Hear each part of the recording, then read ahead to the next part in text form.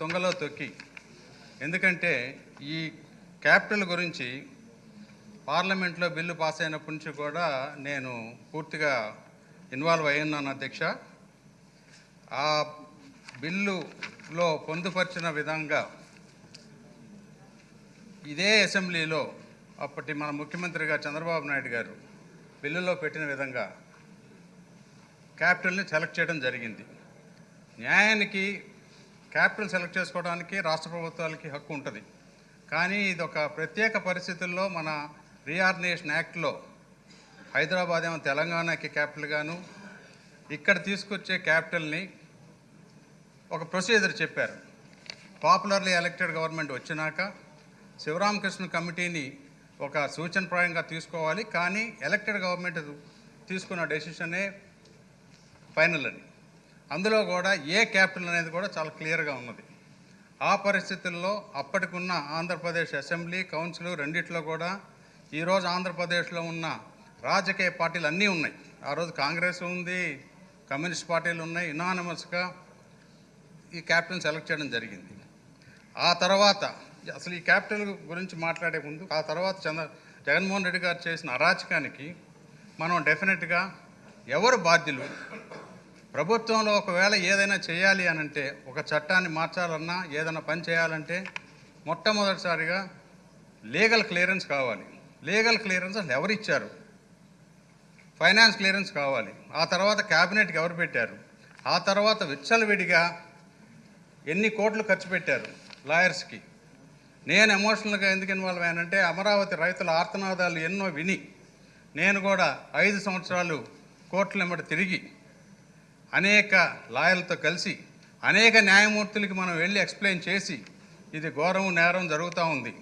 ఎందుకంటే land pooling వ్యవహారం అనేది మన భారతదేశంలో గత 50 సంవత్సరాల నుంచి జరుగుతుంది అధ్యక్ష.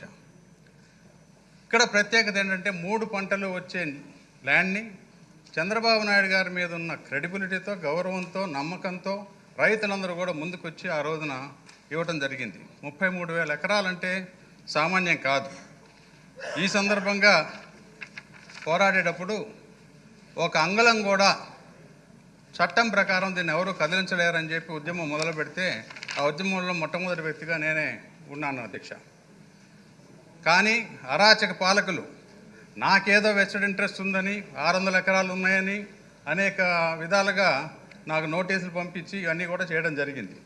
ఈ సభాముఖంగా నేను చెప్పేది ఏంటంటే, ఈ అమరావతి నగరం క్యాపిటల్గా పుట్టినాక ఒక అంగుళం కూడా నేను కానీ నా కుటుంబ సభ్యులు కానీ కొనటం కానీ అమ్మటం కానీ చేయలేదు. అయితే మన ప్రభుత్వం డెఫినెట్గా అసలు ఈ క్లియరెన్స్ ఎవరిచ్చారు, దానికి క్యాబినెట్ బాధ్యుల, ఏ ఆఫీసర్ ఇచ్చాడు, తర్వాత అన్ని కోట్ల రూపాయలు ధనం వృధా చేయడానికి ఎవరు బాధ్యతలు అనేది మనం డెఫినెట్గా చేయాల్సిందే. అట్లాగే ఈరోజు ల్యాండ్స్ అంటే ఒక ప్రైవేట్ వాళ్ళు డెవలప్మెంట్ తీసుకున్న స్థానంలో సిఆర్డిఏ వచ్చింది. సిఆర్డిఏ చట్టాన్ని మార్చడానికి వాళ్ళు ప్రవేశపెడితే, ఏదైనా సరే మన రాజ్యాంగం ఏం చెప్తుంది, చట్టం మార్చాలంటే ఆల్రెడీ పాస్ అయిన చట్టం ప్రకారం ఏదైతే ప్రజలకి కమిట్ చేశారో అవన్నీ ఫుల్ఫిల్ చేశారా చేయలేదా, చేయకపోతే మళ్ళీ కొత్త చట్టంలో చేస్తున్నారా అనేది పెట్టాలి. అవేమీ లేకుండా అప్పటి పాలకులు 1924లో చేసిన అరాచక పాలనలో ఇదొక పాత్ర. అంటే రాజ్యాంగాన్ని పక్కన టోటల్గా ఇగ్నోర్ చేశారు.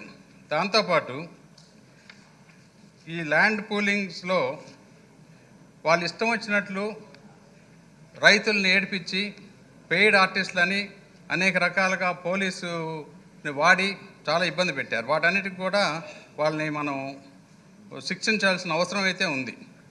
ఇప్పుడు న్యాయానికి ఈ అసెంబ్లీ కూడా రాష్ట్ర ప్రభుత్వం ఓనర్ కాదు. యాజ్ ఆన్ టుడే వాళ్ళకి ఇవ్వవలసింది ఫుల్ఫిల్ చేయకుండా అసెంబ్లీ కానీ సెక్రటరియట్ కానీ అన్నీ కూడా మనం వాడుకుంటూ ఉన్నాం.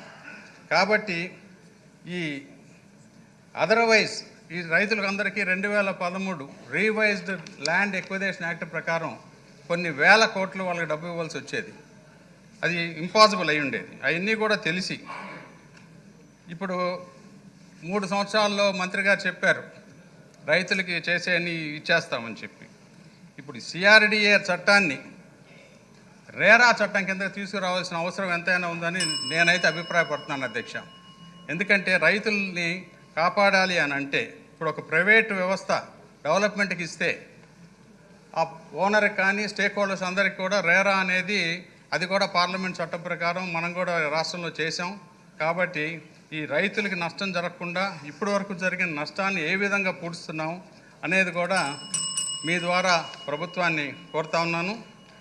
అయితే అంటే రైతుల్ని వాళ్ళు ఒక హుందాతనంగా ఉండాలనే ఉద్దేశంతో వాళ్ళు ఇచ్చారు. అయితే నేను రైతులు ఆర్తనాదాలు కంటిన్యూస్గా చూశాను. అది కాకుండా చేయవలసిన బాధ్యత ఎంతైనా ఉంది. వైజాగ్ స్టీల్ ప్లాంట్ పెట్టే రోజుల్లో విశాఖ ఉక్కు ఆంధ్రుల హక్కు అని ఆ ప్లాంట్ని తెచ్చాం. నాకున్న సమాచారం ప్రకారం సుమారుగా 50 సంవత్సరాలు అవుతుంటే ఇంకా కొంతమంది ల్యాండ్ ఇచ్చిన వాళ్ళు ఇంకా ట్రబుల్లో ఉన్నారని విన్నాను. కొన్ని వేల మంది రామకృష్ణ గారు చెప్తా ఉన్నారు. ఇప్పుడు సుమారుగా చెప్పారు మంత్రి గారు, కానీ ఫైనాన్షియల్ క్లోజర్ అనేది ఇంకా కనపట్లేదు ఇక్కడ. అంటే నాన్ రెవెన్యూ ఇన్కమ్ వస్తే కానీ మన రాష్ట్రం అసలు బడ్జెట్ని మేనేజ్ చేయలేదు. నాన్ రెవెన్యూ అంటే అమానిటైజేషన్ కూడా చేస్తూ ఉంటున్నారు. ఇప్పటి వరకు 139 ఇన్స్టిట్యూషన్స్కి ఇచ్చామన్నారు. వాళ్ళంతా డబ్బు ఇచ్చారా? నిన్న పేపర్లో చూస్తే ఈరోజు కొంతమంది క్యాన్సిల్ చేసే ఉన్నారు. ఏదేమైనప్పటికీ హ్యాబిటేషన్ పెంచి యూటిలైజేషన్ ఉంటే తప్పితే డిమాండ్ రాదు. హోటల్కి తీసుకున్నా వాడు హోటల్ కట్టడు. కాబట్టి రైతులకు అన్యాయం జరగకుండా ఉండాలనంటే ఎట్టి పరిస్థితుల్లో మన నెక్స్ట్ 3 ఇయర్స్లో ఏ వ్యవస్థ కంప్లీట్ అవుతుంది, దేని నుంచి రెవెన్యూ ఎంత వస్తుంది, అంటే రెవెన్యూ ఇంక్లూడింగ్ ట్యాక్సెస్ కానీ ఏదన్నా, తర్వాత అమానిటైజేషన్ మూలన డబ్బు ఎంత వస్తుంది, ఇవన్నీ కూడా మంత్రి గారు చెప్తారని ఊహిస్తూ నేను ప్రశ్న ఇస్తున్నాను. సార్ ఎమ్మెల్యే సత్యనారాయణ గారు కూర్చొని ఇది చాలా ఇంపార్టెంట్ క్వశ్చన్ అవర్లు వేస్తే మీకు సమాధానం ఎక్కడ వస్తుంది మీకు? అంచేత 304 లేకపోతే షార్ట్ నోటీస్ డిస్కషన్ పెడితే క్షుణ్ణంగా డిస్కస్ చేయొచ్చు. నిజమే కాదంటలేదు. మీరు అడిగిన క్వశ్చన్కి మంత్రి గారు సమాధానం చెప్పండి, ½ అన్ అవర్ చెప్పాలి అది అనుకున్నా. సార్ మంత్రి గారు అదే అన్నాను 304